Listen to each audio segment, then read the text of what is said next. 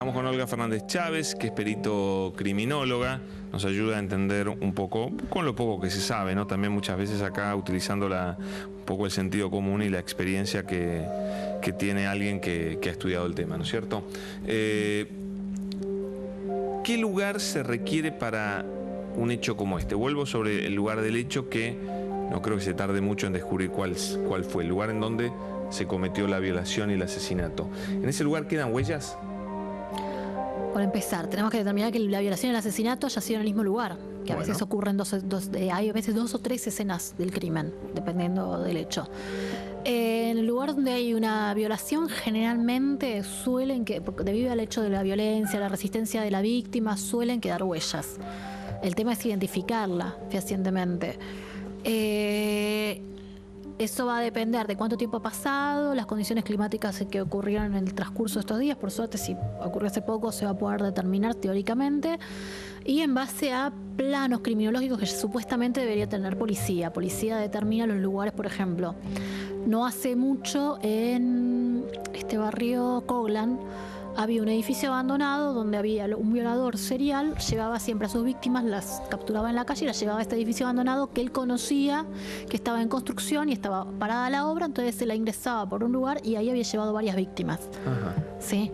Generalmente estos sujetos están siempre a la casa de lugares donde pudieran tener una cierta impunidad. Ahí, por ejemplo, no tenían que tener tanto cuidado con los horarios. Puede ser en cualquier horario. Claro, porque siempre y cuando puede ingresar sin ser detectado, podría ingresar con la víctima y salir posteriormente. Después, adicionalmente, hay que ver si, por ejemplo, el homicidio ocurre en el momento de la violación o posterior a la violación, en un objeto de evitar la detección, o si ocurre a posterior una vez que no sabe qué hacer con la víctima y ve que la víctima, por ejemplo, tiene reacciones que le hace más difícil el manejo, o que de hecho quizás es una situación en la cual no se veía qué vamos a hacer o no ve una forma de salir sin ser detectado o sin que sea detectada la víctima. Entonces muchas veces ahí deciden cometer el homicidio. ¿Cómo es esta técnica del abordaje en la calle que utilizan estos delincuentes? ¿Y por qué tienen éxito? Porque no se entiende muchas veces. Esa es una de las cosas que estaría bueno que se comenten. En el año 77 se publica un trabajo de Robert Ressler, que es el creador de la Unidad de Ciencia del Comportamiento del FBI, entre los cuales entrevistó a 77 agresores. Y ahí lo que hizo fue preguntarle, obviamente siempre a los agresores que habían asesinado a sus víctimas, qué es lo que habían hecho sus víctimas y por qué. La primera reacción.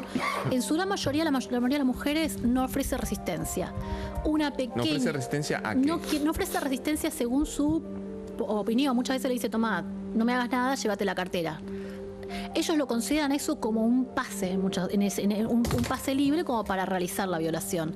En su psique perturbada, ¿no?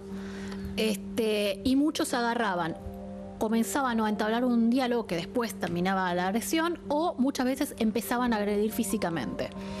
Otros, un pequeño porcentaje, empezaban a discutir verbalmente, otros discutían en un tono ya un poco más agresivo y solamente un 5% se oponían físicamente. Estamos hablando de las víctimas. De las víctimas. Y ellos en base a eso realizaron una serie de lineamientos que se enseñaron en las escuelas secundarias del país respecto a cómo las mujeres deberían, en base a su experiencia, Olga, ¿me lo cuenta en un minuto? A ver cómo tendría que ser la primera reacción. Es muy importante esto.